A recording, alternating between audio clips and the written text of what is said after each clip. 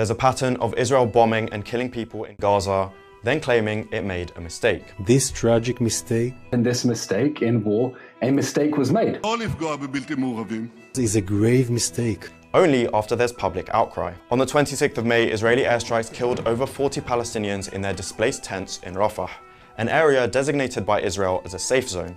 What was Israel's response after the global outcry to the massacre and graphic scenes? Netanyahu said it was a tragic mishap or mistake. Israel initially claimed it was targeting 2 Hamas officials but produced no evidence to back up these claims. 2 days later, Israel targeted a nearby area in Rafah again and killed over 22 Palestinians in their tents. In April, Israel killed 7 foreign aid workers in Gaza with 3 consecutive airstrikes on clearly marked vehicles for the World Central Kitchen. Then Israel said it was a serious mistake only after there was global outrage and condemnation of the brutal killings of foreign aid workers, despite the aid group coordinating their movements with the Israeli army. Israel said those who approved the strikes were convinced that they were targeting armed Hamas operatives and not World Central Kitchen employees. Back in March, Israel targeted and killed 2 Palestinians on their bikes and then claimed it had mistaken the bikes for RPG rocket launchers. Are you seeing a pattern? In February, Israeli forces fired indiscriminately at hundreds of Palestinians seeking aid in northern Gaza.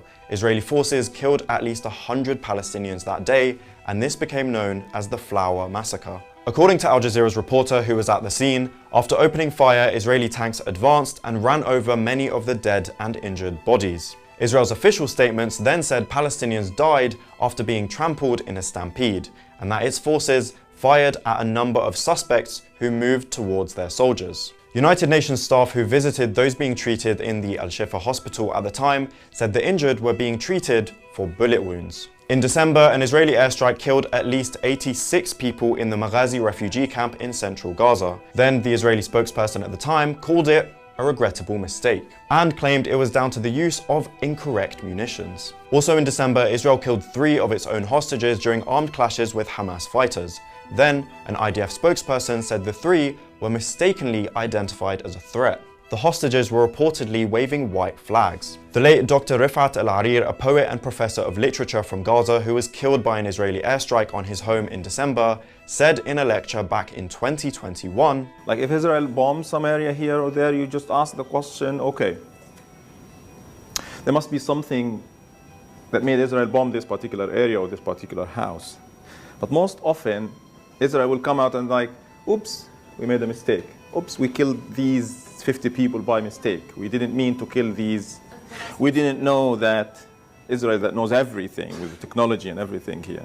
Now, when we look back at the killing of 6-year-old Hind Rajab at the end of January this year, Israel's response claimed that its forces were not present near the vehicle or within the firing range. A Washington Post investigation later found that Israeli armed vehicles were present in the area that afternoon. Also, the gunfire audible as Hind and her cousin Layan begged for help, and the extensive damage caused to the ambulance were consistent with Israeli weapons. All the way back in October, following a suspected Israeli strike on the Al Ahli hospital in northern Gaza, Israel blamed it on misfired Palestinian rockets, a claim they didn't back up with conclusive evidence and one that Palestinian groups vehemently denied. Following an investigation, forensic architecture said while what happened at Al Ahli remains inconclusive, the Israeli military launched an aggressive disinformation campaign. When Al Jazeera reporter Shireen Abu Akleh was deliberately killed by an Israeli sniper in Jenin in 2022, Israel initially tried to deflect the blame on Palestinian fighters in the area. Investigations later confirmed that it was indeed an Israeli sniper that deliberately targeted and killed Shireen Abu Akleh.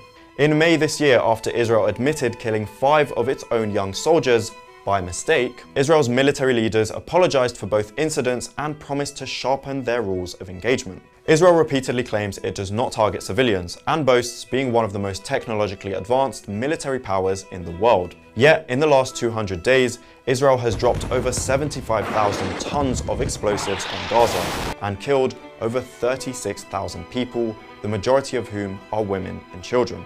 Many people have not only questioned the Israeli military's competence and rules of engagement, but they're also questioning Israel's intent in its war on Gaza. Israel is now facing genocide charges as its accusers say that its intention to harm and kill civilians in Gaza is deliberate.